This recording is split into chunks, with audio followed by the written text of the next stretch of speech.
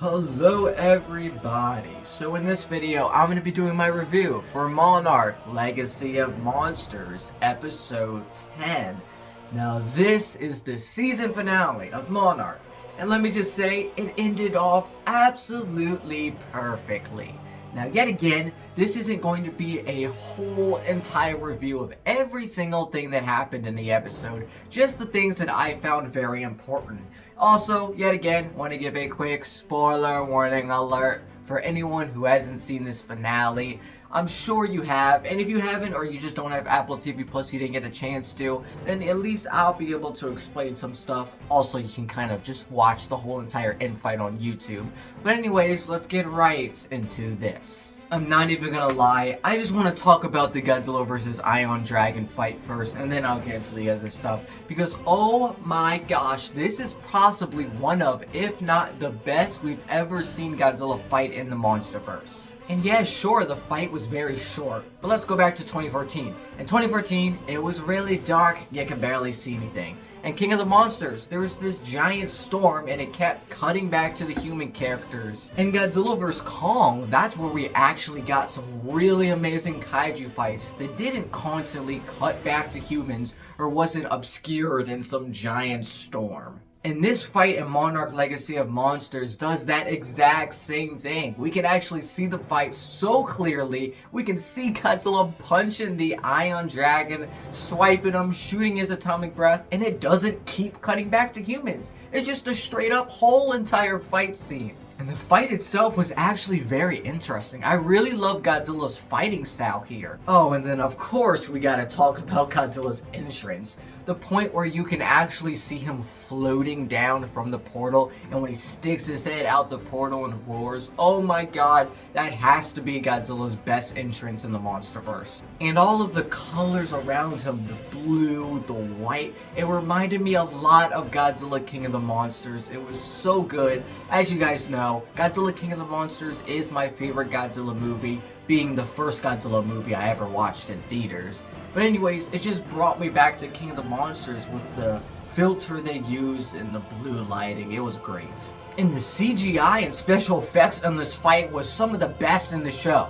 And honestly, some of the best we've ever seen of Godzilla. It's crazy that a TV show could do this. But Godzilla fighting the Ion Dragon was just top tier. This dude ripped his wings off and threw him in the portal. Like, oh my god. And if I gotta be honest, this might go down as rather my second or third favorite Godzilla fight in the MonsterVerse. My first being some of the fights from Godzilla vs. Kong. And then after he defeats the Ion Dragon, he just kind of stays in that little Hollow Earth pocket thingy while the human characters leave out. But anyways, that's all for this whole Godzilla vs. Ion Dragon fight. The Ion Dragon was pretty decent.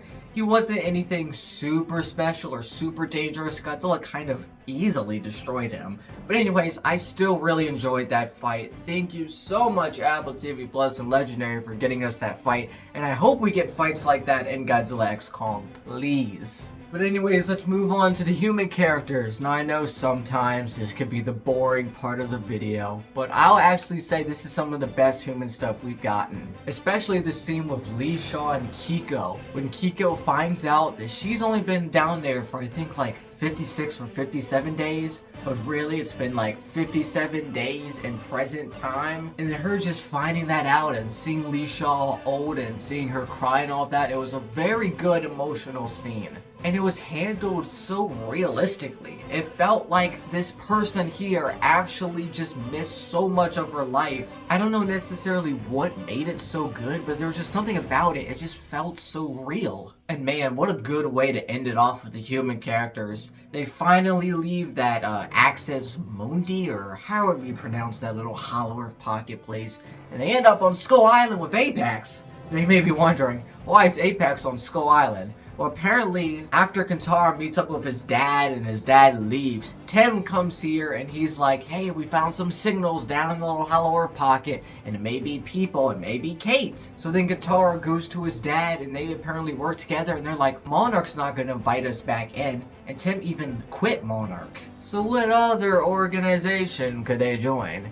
Well, no other than Apex Cybernetics. And by the end, we find out that Apex is on Skull Island. Kentaro and Tim are working for them now. Which is now crazy to know that Tim was the one that gave Apex all of this information about Godzilla and all the other Titans. That's probably why they were able to build Mechagodzilla so perfectly. But yeah, we end up on Skull Island, and then Kong just kind of comes out of nowhere, just and then roars. And you can even hear Kong's theme from Godzilla vs. Kong, which is a nice little detail. And it ends off with a cliffhanger, so that's pretty awesome because it's kind of almost confirming that they're going to make a season 2. I mean, after this show ended, it kind of feels like they should make a season 2, and maybe we can even get that with Kong as the main monster titan we're following. I think that would make sense. First season's about Godzilla, second season's about Kong. But anyways, I just gotta give a round of applause to this episode. It was really good, such a good finale. Normally with show finales, it always ends off with this crazy battle or some crazy thing, and then a lot of questions don't get answered. But in this finale, I thought it was a perfect way to end it off, especially the fact that we're most likely going to get a season 2, so we're going to get more monster stuff, more Monarch information, and all of that. I think this was a perfect way to end it off. Very great cliffhanger. Good to see all these characters reunite, and we had a time jump from 2015 to 2017. So now we're starting to approach the King of the Monsters timeline, where that takes place in 2019. So hey, season 2 comes out, you can have it take place right before Godzilla King of the Monsters, leading into that movie. I'm honestly gonna rate this episode a 10 out of 10. I don't know if it is my favorite episode. If I had to figure that out, I'd probably have to go back and watch my top 3 favorite episodes, this being one of them. But all I want to just say is that I love this episode. We got some very good monster action. And I know I've said this plenty of times already, but I really want there to be a season 2. Please, can we get season 2 with Kong? But anyways, I guess that's going to be it for today's little review. The show is finally over. If you haven't seen my other reviews of the other episodes, go ahead and go check those out. Later on, I'm going to be posting a review for the whole entire show on my main channel, Jurassiczilla. If you guys want to check that out, just go subscribe to my main channel, Jurassiczilla, and stay tuned for when that video gets posted. Thank you all for joining me on this Monarch adventure here. I really enjoyed this show. Obviously, there are some parts that could have been a little better, but for what it is, I think it's so good, and we needed this in the Monsterverse. But anyways, that's going to be it for today's video. Monarch, please give us a season 2.